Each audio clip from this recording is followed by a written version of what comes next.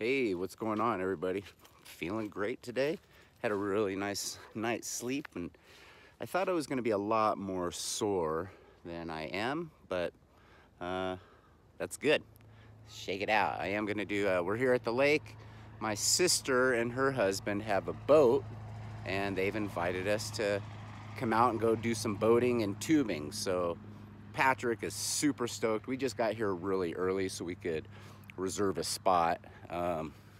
We got a good spot right next to the loading dock. So here we are right here.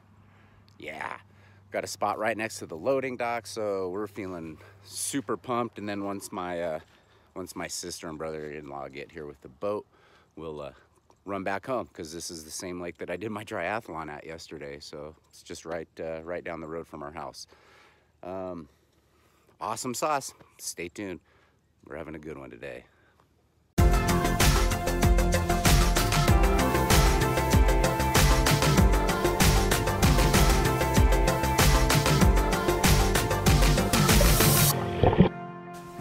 All right, Patrick, we're going, you and I. Here we go. Brady, Patrick, and myself. We're gonna rule this thing. The object, we hope that Uncle Paul knows, is to try to get us off. But we're not coming off. We're stronger than that. Enjoy this ride.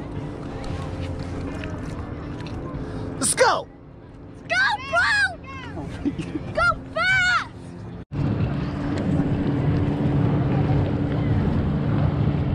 You should be in charge of this. Oh, here we go. Oh, I think we got the lean back. This is not a good start. Oh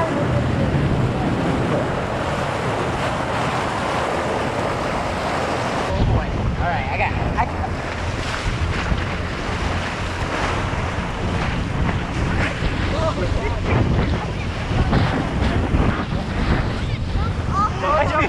I feel like I need to hold on, dude. It won't keep us up. I'm just not letting her on the edge thing. We got them kind of blocked in. I could just turn it off. Oh boy. Oh god. Feel my buttocks water!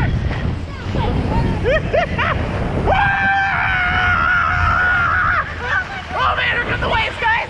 Here come the waves, guys! Uh-oh, he's gonna whip us the other way. Hold on. We survived, all right. I thought I'd go ahead and bring you this week's episode of the Drunken Sailor Sea Story. If you recall, last week I had falsified some government documents, and that wasn't enough to stop me. Even though they busted me in rank, I had to pay back a bunch of money. It still wasn't enough. By this time, I had enough money still that a buddy of mine allowed me to live in his house with him and his wife and their 2 kids. I don't know why. We were just good friends, and he said I could. So the story goes that I kept on going out, and on this one particular evening, you know, we had found, because I didn't have the false ID anymore, we had this I was informed of this bar that if I went there early enough, like say before 7 o'clock p.m. I think it was, that it was a bar restaurant. And so I could go in, and then as they started shuffling people out, it was like after 7 it turned into a club. And then it was supposed to be, you know, to get in after 7 o'clock you had to be over 21 years old. But I could get in there at, say, 5, have some dinner and snacks, and then all of a sudden, boom, it was past 7. I was already in. It was like I was grandfathered into the bar. So I could party all night long, as you know. On this particular evening, I had drove myself and a couple friends to the bar, and so I was like the night driver. We partied like rock stars, and then I had to drive them back to the base, which is where they were living. So somehow I managed to drive on base. I gotta say, I was pretty smoked. Sorry, I'm gonna set my coffee down real quick here. I was pretty smoked, man. I don't know how I got past security, but I did. Got on base, dropped my friends off at the barracks, and then left base to go drive to my friend's house that I was living at, where I was living. About 5 miles off of base, you know, I had a tape deck in my car, because that's what we had back then. And I'd like hit rewind and then play, and then hit rewind and play, just to try to find like the specific song. So I would look down occasionally and then look back up at the road. And I had seen some tail lights, like red up in the distance. And I was like, okay, there's a car up there. So I was aware that there was a car. But I kept messing with the tape deck, and I must have been going so fast that the next time I looked up, the car was literally right in front of me. And I swerved to miss them. And the car had broken down on the road. And so when I swerved to miss them, I clipped the back end of the car, but that swerving motion and the fast speed tumbled me. I rolled the car 2.5 times down the center of the highway. I crashed into the center of the divide, rolled 2 times, but landed in the upright position. The whole right side over the passenger of the roof was completely crushed in. If my buddy would have been in the car, he would have been crushed. I don't know if he would have died, but his chances wouldn't have been good. I kind of was okay. I was basically just stunned a little bit, but I heard a woman like screaming. And the first thought was like, oh my God, what is it? So I got out of the car and started running towards her car, and I could hear her crying, she was just hysterical.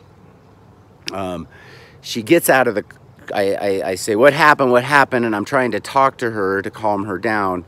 I mean, I knew what happened, but I'm like, are you okay? And she said, yes, I'm fine. She's like, but I just dropped off my baby at the babysitter, and I'm sitting here crying because I'm thinking how grateful that I am that my baby wasn't in the car.